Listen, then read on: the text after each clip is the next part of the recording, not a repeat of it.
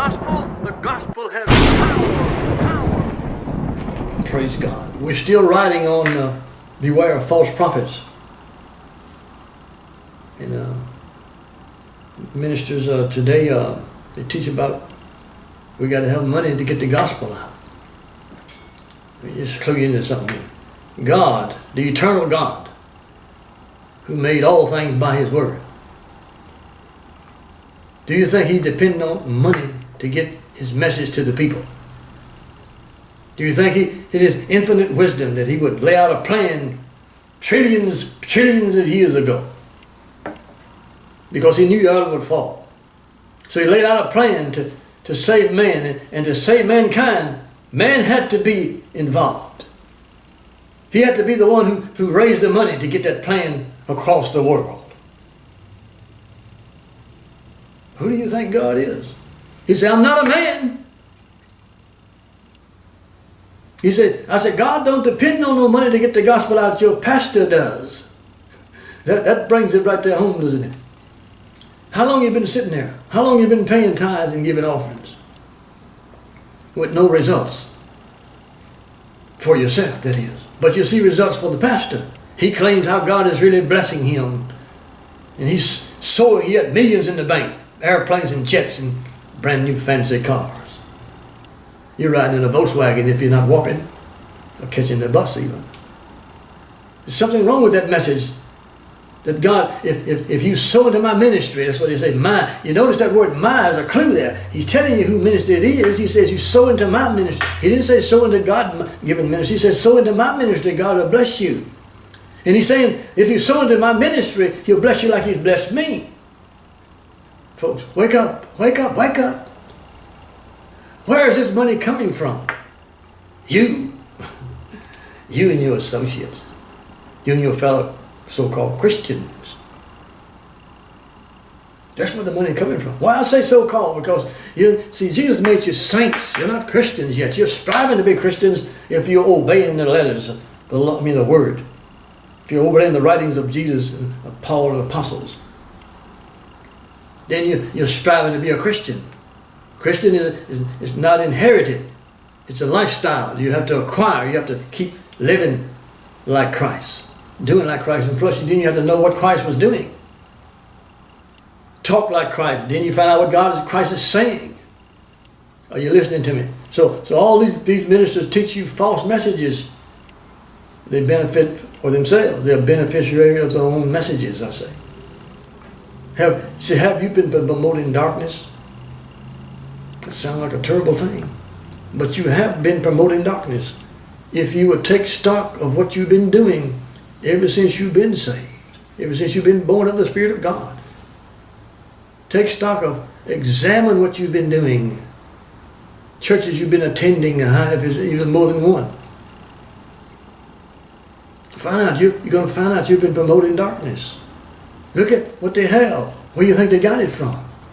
Why are they teaching those messages like that? Where do you get all this stuff from? It didn't come from God, it came from you. Came from your giving.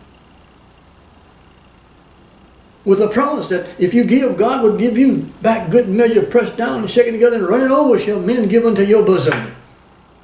Bring that person up there that happened to. Bring him up. And remember, a broken clock works twice a day, so you might find one that He said worked for him. It's just a broken clock working, that's all. Are you listening to me? Now, Jesus says, beware of the false prophet.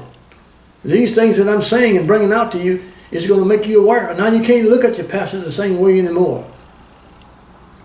You're going to have thoughts now when you listen to your pastor. Is this doctrine, is this false doctrine, or is this real doctrine? Now you know what you can do though, before you start, get yourself saved, get yourself born of the Spirit of God. Then you know. God says, my sheep know my voice, and they'll not follow the voice of a stranger. They'll not support darkness. Are you supporting darkness? I want to stress that. I stressed false prophets. Jesus said, beware of false prophets. Beware of false prophets. That's why I typed all the messages, beware of false prophets, trying to get you acclimated. I want you to know there's a problem in your church. There's a problem in all churches today. Listen to the message. They don't teach about Jesus. They teach about finances. Teach about blessing you. I had a guy call me up and says he prayed over the phone and never heard me. He said he prayed for God to give me more houses, a larger house.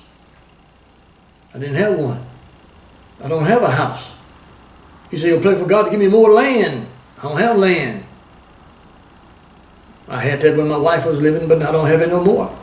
So he go pray a prayer. How God gonna give me a larger house when I'm not in one? And he gonna give me more land when I don't have any. He has you doing this too.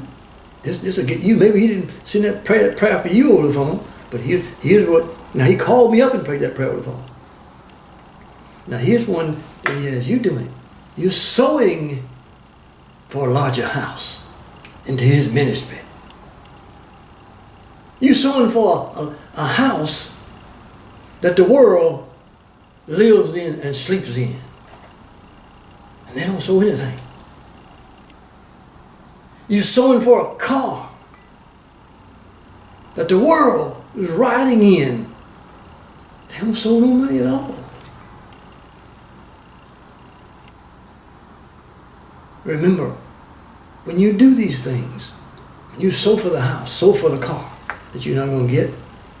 You don't have to sow for a house to get a house, or sow for a car to get a car, get a job, or catch the lottery. You say, "Oh man, no! Say, I knew you were false to my lottery." God don't care if you play a lottery or not. He don't care what kind of car you drive. He don't care what kind of house you live in, really. God cares about the soul of man, not the natural lifestyle. Are you listening to me? We're going to go now. We'll be back though. We're getting this thing together. We're mounting it. We'll be back with, are you supporting darkness? What is that? A lie. Remember, believed as truth.